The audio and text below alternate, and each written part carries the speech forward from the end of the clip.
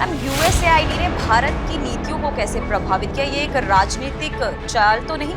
India को एक multinational corporation और वेस्टर्न इकोनॉमिक मॉडल के अंडर दबा दिया। मैम, पीएल 480 क्या है? इससे भारत अमेरिका पे निर्भर क्यों? PL 480 एक फूड एड प्रोग्राम था जो कि अमेरिका हमें गेहूं, वीट और अनाज देता था। इमेजिन अगर भारत इसको ठुकरा देता तो हमारी अर्थव्यवस्था कहीं और ही होती। वो हमें इसके साथ कंट्रोल कर रहे थे। मैम, यूएसएआईडी का इशू अब क्यों उठ रहा है? क्या ये अच्छे से स्क्रूटनाइज नहीं हुए थे? बाहर का देश अमेरिका जो था वो अपने तरीके से हमें चला रहा था काफ़ी हद तक, तो बहुत से लोगों को USAID का मतलब नहीं पता। क्या यूएसएआईडी अब डर रहा है कि भारत अब आत्मनिर्भर बन रहा है, अब डिपेंडेंसी खत्म होती जा रही है यूएसएआईडी? तभी तो ये मुद्दा उठा है USAID, क्योंकि उनको डर है कि भारत आत्मनिर्भर बन रहा है, भारत के पास अपना खुद का स्ट्रॉन्ग इकोनॉमी है। यूएसएआईडी को लेकर लोगों में कौन सी गलतफहमियां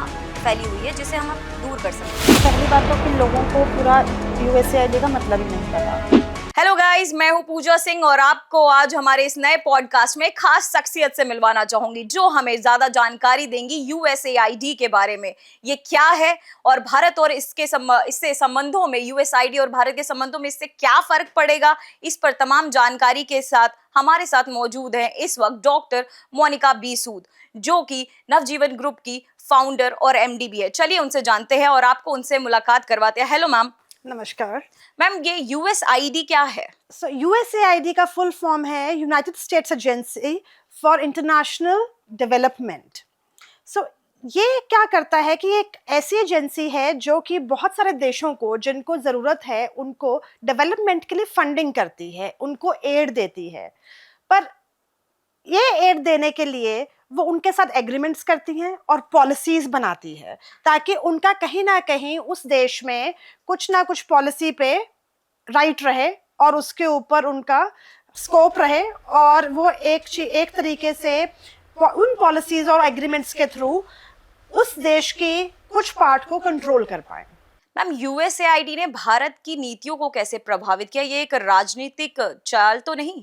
देखिए, ऐसा है कि जब हमारा देश आज़ाद हुआ उस समय हमें फंडिंग की ज़रूरत थी, तो USAID ने उस समय हमें फंडिंग दिया, एड दिया, इंफ्रास्ट्रक्चर के लिए, एग्रीकल्चर के लिए, हेल्थ के लिए, एजुकेशन के लिए। पर उस समय जो उन्होंने पॉलिसीज़ बनाई, जैसे कि मैंने अभी पहले बोला, उन्होंने जो पॉलिसीज़ बनाई उसमें उन्होंने ये एक ऐसा डिप्लोमेटिक खेल खेला, ऐसा टूल खेला कि जिसने हमारे देश को इकोनॉमिकली, मतलब एक वेस्टर्न इकोनॉमिक के तहत लाके खड़ा कर दिया। उनका कहना ही यही था, उनका मतलब ही यही था। USAID की पॉलिसीज़ जो बनाई गई थी उस समय प्रॉपर्ली एनालाइज नहीं हो पाई कि उन्होंने इंडिया को एक मल्टीनेशनल कॉरपोरेशन और वेस्टर्न इकोनॉमिक मॉडल के अंडर दबा दिया। मैम, यूएसआईडी की वजह से दवा और स्वास्थ्य इंडस्ट्री में क्या फर्क पड़ा? क्या ये भारत के आत्मनिर्भर होने के पीछे इसकी कोई कमी है? देखिए, जो फार्मास्यूटिकल और आज ये क्या खिलाफ गया मैम इसके? देखिए, हमें उस समय उन्होंने काफ़ी एड दिया था हेल्थ सेक्टर को लेके, पर फिर से दोबारा यही बोलूँगी कि जो पॉलिसीज़ बनी वो उस समय एनालाइज नहीं की गई। अगर हम लोगों ने ये एड ना लिया होता हेल्थ के लिए, उन्होंने हमें बहुत सारी मशीनें भेजी, जिसमें से एक मैं बोलूँगी कि सोनोग्राफी की मशीन, जैसे USG अल्ट्रासाउंड की मशीन है। उससे क्या हुआ था, उससे अगर हम 1970 के या 1980 के दशक में देखें तो उस समय ऐसा हुआ था इससे कि लोगों ने अपना सेक्स डिटर्मिनेशन फीटस का कराना शुरू कर दिया। So true. ठीक है, नो डाउट उसका फ़ायदा ये था कि ठीक है, हम एक जो महिला है या जो लोग हैं जिनके अंदर प्रॉब्लम है उसको हम देख पा रहे थे, पर साथ के साथ सेक्स डिटर्मिनेशन पे कोई पाबंदी वहां से लगा के नहीं भेजी गई थी। उन्होंने इसको होने दिया, इसलिए होने दिया ताकि इंडिया की फीमेल पॉपुलेशन कम हो जाए। अगर इंडिया के फीमेल पॉपुलेशन कम होगी तो ऑफ कोर्स रिप्रोडक्शन भी कम होगा। ठीक है, तो इस समय जो हम 140 करोड़ हैं, वो ऐसा नहीं है कि अरे इंडिया बहुत बड़ा, मतलब सबसे ज़्यादा अधिक 140 करोड़ का देश है तो हम कैसे जिएंगे, हम कैसे क्या करेंगे। हमारा एसेट है, पूरी दुनिया के लिए हमारा एसेट है कि हम सबसे बड़ी डेमोक्रेसी हैं और हम एक 5th लार्जेस्ट इकोनॉमी हैं।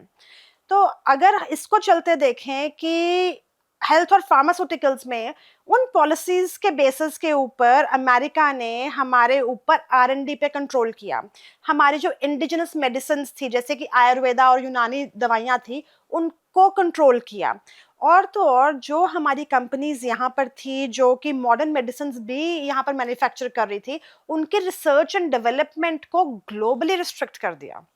तो इस वजह से ये कदम ठीक नहीं था कि हमने उनसे हेल्थ के लिए।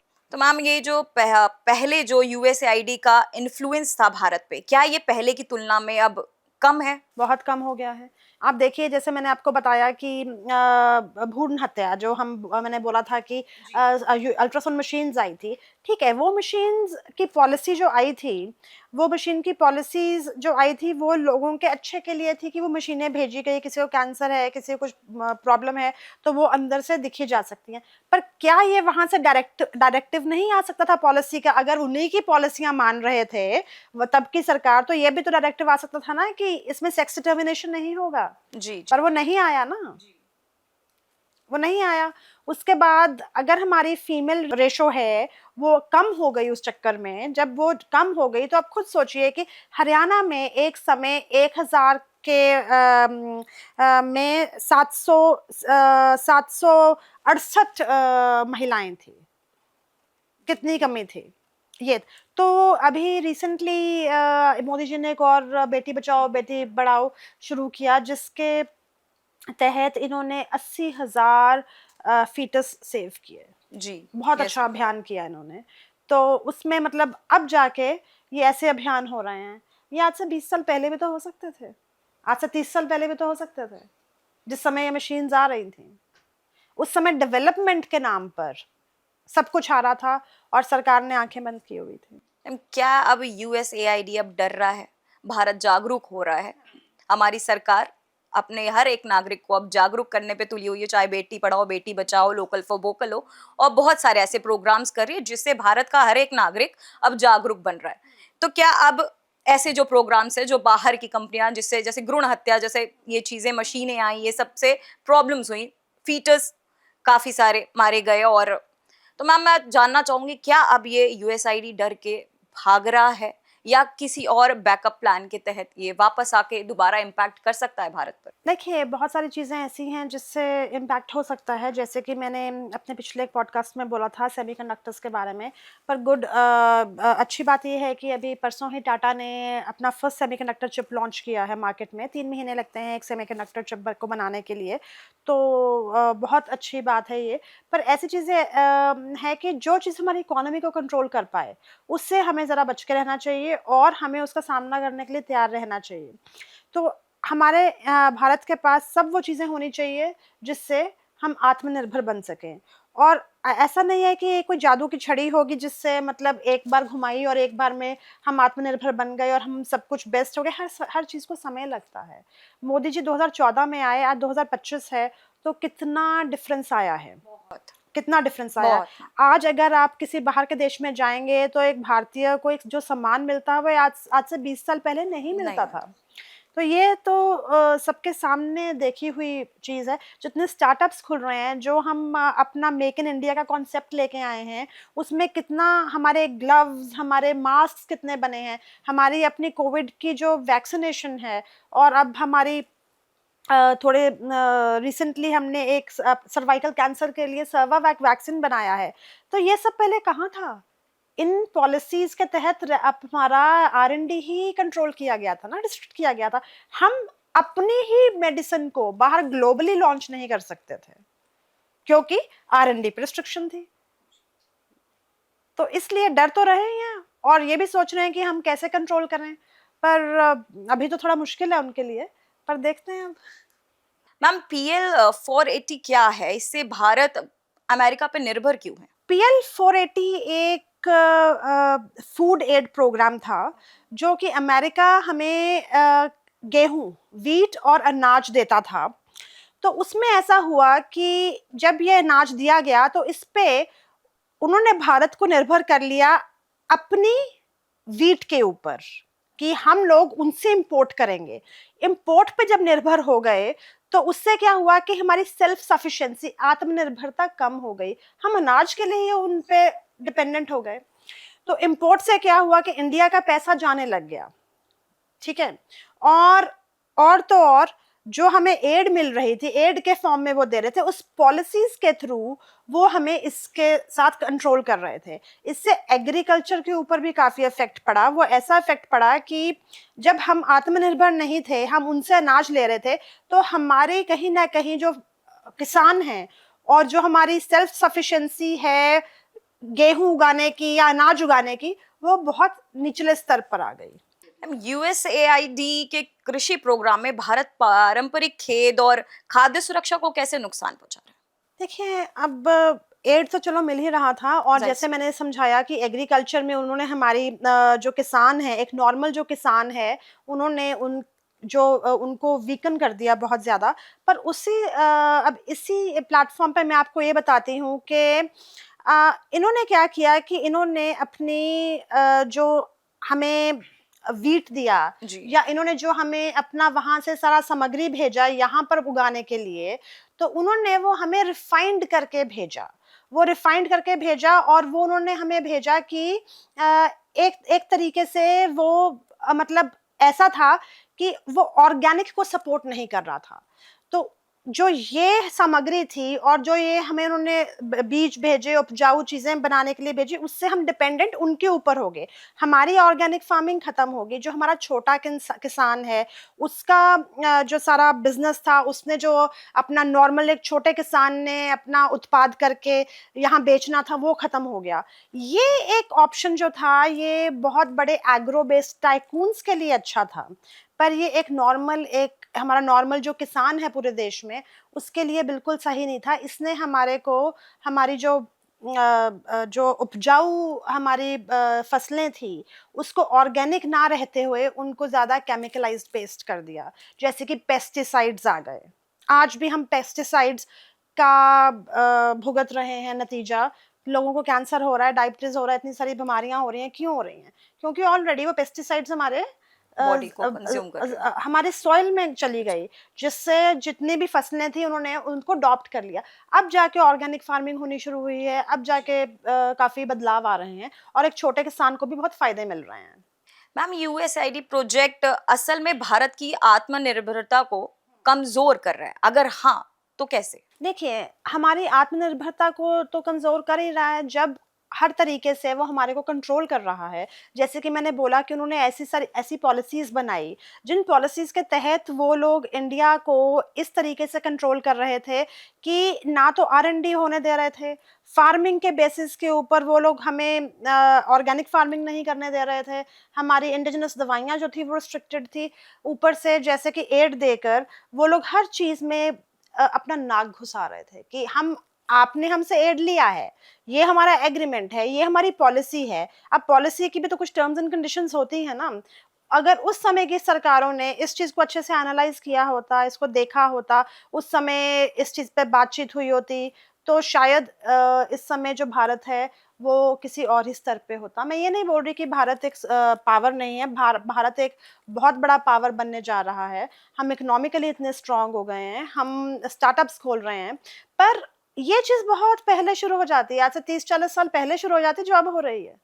मैम, यूएसएडी के कौन कौन से ऐसे ग्रीन प्रोजेक्ट्स थे हम्म। जो अमेरिका के लिए, कंपनियों के लिए प्रॉफिटेबल थे? देखिए, इन्होंने विंड एनर्जी स्टार्ट किया था, फिर सोलर एनर्जी के लिए इन्होंने स्टार्ट किया, जो कि इन्होंने ठीक है, अच्छा इन्होंने ये प्रोजेक्ट स्टार्ट किए इंडिया के साथ, पर उन्होंने अपनी कंपनीज को इतना इन्वॉल्व किया था उसके साथ कि जो उसका फायदा था वो सारा अमेरिकन कंपनीज को जा रहा था। मैंने अभी एक पिछला पॉडकास्ट किया था, उसमें सेमीकंडक्टर्स की बात की थी। राइट। तो ऐसा था कि हम सब कुछ इम्पोर्ट पे बेस्ड हो गए थे। जी। हम अपना घर का हमारा मैन्युफैक्चरिंग तो बहुत कम था, जो कि अब जाके शुरू हुआ है। थैंक्स टू मोदी जी के आत्मनिर्भरता आ रही है, लोग स्टार्टअप्स कर रहे हैं, MSME प्रोजेक्ट्स कर रहे हैं, तो इससे बहुत बेहतर और बहुत डिफरेंस आ रहा है हमारे देश में अब। जी मैम, क्या यूएसएआईडी की विदेशी सहायता भारत की आत्मनिर्भरता को चुनौती देती है या इसे मजबूत करने का मौका दे रही है? ये जो पॉलिसी बनाई गई थी, जो एड यूएसएआईडी का एड जो इंडिया को मिल रहा था, फंड मिल रहा था, ये ऐसा था कि ये ऊपर से दिखाया जा रहा था कि ये एड मिल रहा है, डेवलपमेंट के लिए फंडिंग हो रही है भारत के लिए, पर अंदर से ये एक ऐसी पॉलिसीज थी, ऐसी पॉलिसी बनाई जा रही थी कि जिससे पूरे का पूरा देश के ऊपर कंट्रोल हो पाए। तो इस लिए जो अगर आप पूछ रहे हैं कि जो यूएसएआईडी की जो ये फंडिंग है, ये तो नेगेटिव ही थी भारत के लिए। मैम, क्या भारत को भी विदेशी सहायता की जरूरत है? देखिए, एक समय पर मैं बोलूँगी कि हाँ, विदेशी सहायता की ज़रूरत थी। तब हम अभी आज़ाद हुए थे और अंग्रेज़ों से, और उस समय एक भारत डेवलपमेंट के मोड में था। इस समय भारत ऑलमोस्ट डेवलप हो गया है। अभी पूर्ण रूप से डेवलप 2047 तक हो जाएगा, जो हमारे मोदी जी का विज़न है। उस विज़न को ध्यान में रखते मैम, तो हुए क्या आप कहना चाहेंगी कि अब हम खुद अपने संसाधनों का हुँ। निर्माण कर सकते हैं, हाँ, हम निर्माण कर रहे हैं। विकास कर रहे हैं? विकास भी कर रहे हैं, निर्माण कर रहे हैं, कितने सारे कॉरिडोर्स बन गए हैं, जी। कितनी सारी यूनिवर्सिटीज, आईआईटी अगर हम दुबई जाके खोल सकते हैं, तो आप खुद ही समझ सकते हैं कि हम अपने संसाधनों का कितने अच्छे से यूज हो रहा है और कैसे हम मतलब उपयोग में लेके आ रहे हैं। मैम, यूएसएआईडी को लेकर लोगों में कौन सी गलतफहमियां फैली हुई है जिसे हम अब दूर कर सकते हैं? देखिए, लोगों को लगता है कि यूएसएआईडी, पहली बात तो कि लोगों को पूरा यूएसएआईडी का मतलब ही नहीं पता। जी। तो काफ़ी लोगों को जिनको पता है, वो उनको ये लगता है कि यूएसएआईडी एक ऐसा डिपार्टमेंट है जिसके फंडिंग के बिना भारत देश नहीं चलेगा। पर ये बिल्कुल गलत है। ये स्टेटमेंट बिल्कुल ठीक नहीं है। आत्मनिर्भर है इस समय भारत, इतना आत्मनिर्भर है कि वो अपना काम खुद कर सकता है, अपने जितने एक्सपेरिमेंट्स कर सकते हैं, अपनी रिसर्च एंड डेवलपमेंट कर सकते हैं, और हम लोग इतना आगे बढ़ चुके हैं हर स्तर पर कि हम किसी भी फंडिंग के बिना कहीं भी पहुंच सकते हैं। मैम, यूएसएआईडी की मदद से कौन से ऐसे सेक्टर्स हैं जिनको फायदा हुआ है? देखिए, फायदा सभी सेक्टर्स को हुआ है, पर नुकसान उससे ज्यादा हुआ है। जैसे कि एग्रीकल्चर में वो लोग लेकर आए वीट, मैंने बताया कि उन्होंने एक वीट का रिफाइंड फॉर्म वो लेकर आए, ठीक है। वैसे ही वो मेडिकल में बहुत सारी दवाइयां उन्होंने लॉन्च की, बहुत सारे उन्होंने मशीनें लॉन्च की, पर वैसे ही ये दवाइयां लॉन्च करने पे उन्होंने अब उन पे हमें निर्भर करा लिया कि वहां से इंपोर्ट होंगी। हमारा रिसर्च एंड डेवलपमेंट खत्म कर दिया। जब इंपोर्ट पे आ गए और हमारा रिसर्च एंड डेवलपमेंट खत्म हो गया, तो उनकी दवाइयां हम यहाँ यूज कर रहे थे। हमारी अपनी दवाई अपने लिए नहीं थी, और ग्लोबल स्केल पे विदेशों में तो हम उसको लॉन्च ही नहीं कर पा रहे थे, क्योंकि उन्होंने ऐसे पॉलिसी बनाया था, ऐसे टर्म्स एंड कंडीशन रखे हुए थे कि जो उनके स्तरों को मैच ही नहीं कर पाता था।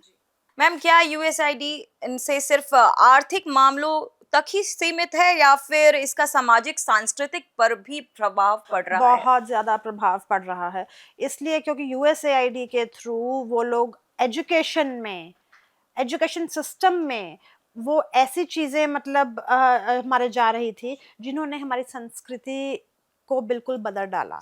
आज के बच्चे, उनको हमारी संस्कृति के बारे में पता ही नहीं है कुछ भी। अगर आप देखें तो हमारे एजुकेशन सिस्टम में बहुत ज़्यादा फेरबदलाव लाने की ज़रूरत है, पर ऐसा नहीं है कि हमारी एजुकेशन ख़राब है। हमारे जो अध्यापक हैं, हमारे स्कूल हैं, यूनिवर्सिटीज़ हैं, उनका स्तर बहुत ऊंचा है, पर उनमें जो पढ़ाया जा रहा है उसमें हमारी संस्कृति का अभाव है। तो बच्चों को संस्कृति से रूबरू कराना बहुत ज़रूरी है, तभी जाके हमारा जो देश है, हमारी जो अगली जनरेशन है, वो इस देश की संस्कृति को संभाल पाएगी। सबसे पुरानी संस्कृति है हमारी, सबसे पुराना रिलीजन है हमारा। मैम, क्या यूएसआईडी की मदद से भारत को तकनीकी सहायता मिली है या फिर असल में भारत फायदेमंद रहा है टेक्नोलॉजी के मामले में? देखिए, टेक्नोलॉजी वहाँ से इंपोर्ट कर रहे थे पहले, और यूएसएआईडी के तहत हमने काफ़ी टेक्नोलॉजी इंपोर्ट भी की। पर मैं आपको यहाँ बताना चाहूँगी कि इस समय हमारा जो डिफेंस है वो आने वाले 3 से 4 सालों में सेल्फ सफिशिएंट, आत्मनिर्भर हो जाएगा। हम इस समय 20,000 करोड़ के यंत्र यूएस को भी बेच रहे हैं, बाहर एक्सपोर्ट कर रहे हैं। तो एक समय पे हमने टेक्नोलॉजिकली निर्भर थे, जैसे कि मैंने बताया सेमीकंडक्टर की चिप्स जो थी, जो भी हम मतलब 1% से भी कम हम पहले बना रहे थे यहाँ पे, वो भी इम्पोर्ट पे बेस्ड था। पर जैसे कि अभी बताया, परसों ही टाटा ने रोल किया है अपना नया चिप, तो ऐसे आहिस्ता आहिस्ता हम लोग आत्मनिर्भर हो रहे हैं, और कुछ आने वाले 2-4 साल में डिफेंस में तो हम बिल्कुल आत्मनिर्भर हो जाएंगे। मैम, यूएसआईडी की मदद भारत के लिए सही थी या नुकसानदायक? देखिए, कहीं न कहीं तो मैं बोलूँगी कि ये एक दो तरफ़ा सवाल है कि सही थी कि हमें एड मिल रहा था, हम थोड़ा बहुत अपना डेवलपमेंट कर पा रहे थे, पर गलत इसलिए था क्योंकि पॉलिसी सही नहीं थी। हाँ, अगर हम ये एड ना लेते, तो हम इस समय बहुत बेहतर पोज़ीशन पर होते। हमारा अपना ऑर्गेनिक फार्मिंग होता, हमारा अपना इकोनॉमी अपने तरीके से हम अपना चलाते, और क्योंकि उन्होंने हमारे इकोनॉमिक अपनी पॉलिसीज़ के थ्रू हमारे इकोनॉमी को टारगेट किया। हम एज़ इन अगर भारत इसको ठुकरा देता, हाँ, तो हमारी अर्थव्यवस्था कहीं और ही होती। कहीं और ही होती, अर्थव्यवस्था कहीं और होती, डिफेंस कहीं और होता, हमारा मेडिसिन कहीं और होता, क्योंकि रोकने वाला कोई नहीं था ना। चाहे जी। हम छोटे-छोटे बेबी स्टेप्स लेके ऊपर चढ़ते, ठीक है, हमारे पास फंडिंग नहीं थी। हम उस फंडिंग के बजाय हम अपने मतलब से, अपने तरीके से अपने आप को बढ़ाते, ठीक है? तो इस मतलब तब एक और ही स्तर पर होते हम, क्योंकि हमारे पास बेस्ट ऑफ द एजुकेशन थी, बेस्ट ऑफ द मेडिसिन था, हमारे पास बेस्ट ऑफ मतलब साइंटिस्ट थे। आफ्टर ऑल सारे साइंटिस्ट हमारे तो बाहर काम कर रहे जी, हैं, जी, जी। तो सब कुछ तो यहाँ पर था।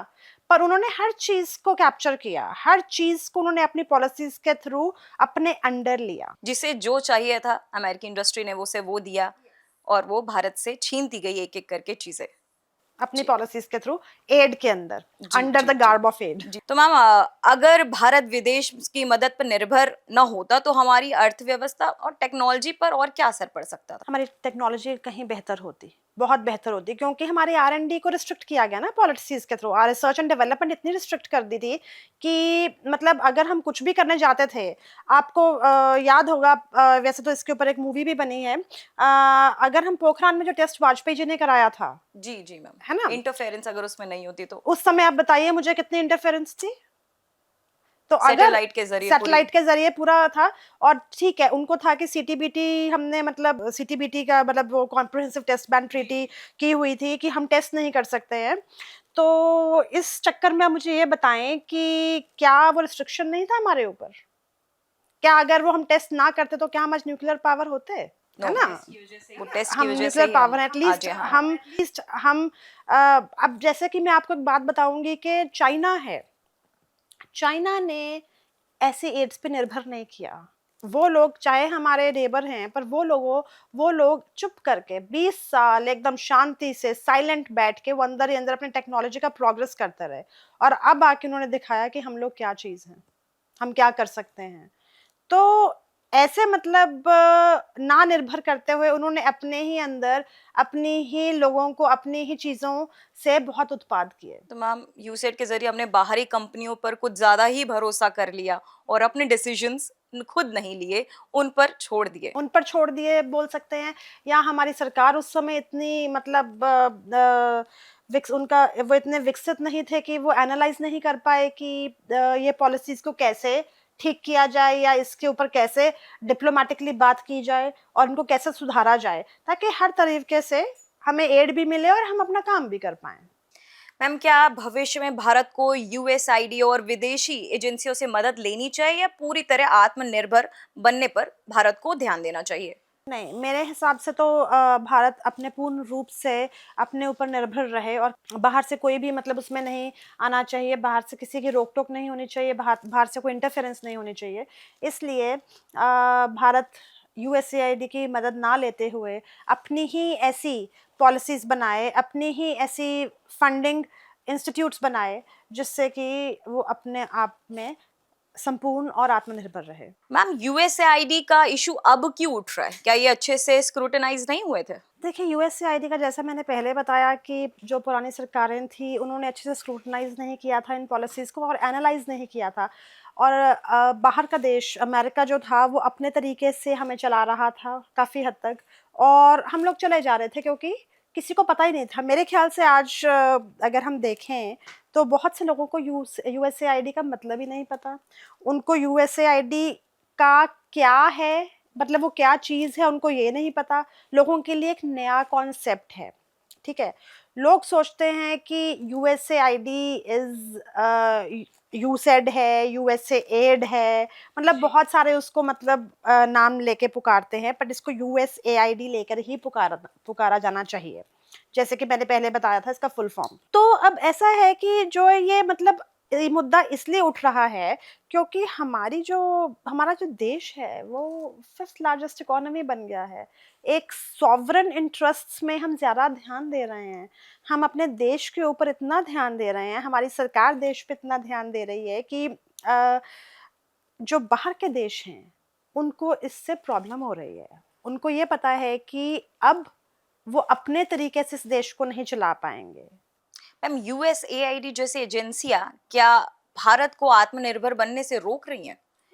क्या भारत को डर है कि उनकी फंडिंग खींच ली जाएगी जो बाकी प्रोग्राम्स यूएसआईडी के तहत चल रहे हैं? देखिए, बात फंडिंग की नहीं है, भारत आत्मनिर्भर हो रहा है। जैसे कि मैंने बोला कि मेक इन इंडिया कॉन्सेप्ट था, मोदी जी ने चलाया, वोकल फॉर लोकल चलाया, उन्होंने इतनी सारी स्कीम्स चलाई हैं, आयुष्मान भारत अभियान चलाया। ये सब चीज़ें जो वो चला रहे हैं, वो आत्मनिर्भर करने के लिए ही तो चला रहे हैं अपने देश को। इसलिए ताकि हमें फंडिंग की ज़रूरत ना पड़े। अगर मेक इन इंडिया होगा, हमारा इम्पोर्ट ही नहीं करेंगे हम, एड के थ्रू इंपोर्ट ना लें, या फिर हम पैसे बाहर भेज के मतलब खरीद कर इंपोर्ट ना लें, तो उससे क्या होगा, हमारे देश की इकोनॉमी ही तो स्ट्रांग होगी। जितना ज़्यादा सामान यहाँ पर बनेगा हमारे भारत में, उतना ही हम लोग स्ट्रांग होंगे। इतने बच्चे बाहर जा रहे हैं इस समय पढ़ने के लिए, अगर उन पे थोड़ा सा भी नियंत्रण हो जाएगा तो उससे भी हमारी इकोनॉमी बहुत ज़्यादा मतलब स्ट्रांग हो सकती है। तो जैसे कि आपने मुझे बात पूछी है कि यूएसएआईडी जो है, क्या मतलब अगर ये खींच लेंगे तो हमें डर है? देखिए, डर की बात नहीं है, एक एड तो आ रही है, ठीक है ना? पर पॉलिसीज़ को तो दोबारा से रीस्क्रूटिनाइज़ करना ही पड़ेगा। अगर पॉलिसीज़ रीस्क्रूटिनाइज़ नहीं होंगी तो हम तो उनके हाथ के कठपुतली बन के बैठे रहेंगे, जो कि नहीं होना चाहिए, और मुझे पक्का यकीन है कि हमारी सरकार ऐसा होने नहीं देगी। मैम, जैसा कि अभी भारत अब आत्मनिर्भर बन रहा है, अब local for vocal, make in India, ऐसे बहुत सारे प्रोग्राम्स हैं जो मोदी जी के तहत चलाए जा रहे हो, और भारत का हर एक नागरिक और बिजनेसमैन अब खुद ये इंडिया में बना रहा है और एंटरप्रेन्योर्स जो बन रहे हैं। तो मैम, मैं इसके लिए आपसे ये जानना चाहूंगी, क्या यूएसआईडी अब डर रहा है कि भारत अब आत्मनिर्भर बन रहा है, अब डिपेंडेंसी खत्म होती जा रही है यूएसएआईडी की? तभी तो ये मुद्दा उठा है यूएसएआईडी का, क्योंकि जी। उनको डर है कि भारत आत्मनिर्भर बन रहा है, भारत के पास अपना खुद का स्ट्रॉन्ग इकोनॉमी है, भारत अच्छे से चल रहा है, उनके पास अपने पॉलिसीज़ हैं, अपने तरीके से चल रहे हैं, और बहुत अच्छे से उनको समझा दिया गया है कि भारत अपने तरीके से चलेगा, तुम लोगों के हिसाब से नहीं चलेगा। इसलिए तो ये मुद्दा उठा है। जी। मेजर इसका रीज़न ही यही है। तो आप हमारे आज के इस पॉडकास्ट में सुन रहे थे मोनिका बी सूद को, जिन्होंने हमें यूएसएआईडी के बारे में तमाम जानकारियां दी। बहुत बहुत शुक्रिया मैम आपका यहाँ आने के लिए और हमारे इस पॉडकास्ट में यूएसएआईडी को लेकर खास बात हमारे दर्शकों को बताने के लिए। बहुत बहुत धन्यवाद मैम। थैंक यू, नमस्कार। तो गाइज, आज का ये पॉडकास्ट इसी के साथ खत्म होता है। Thank you very much.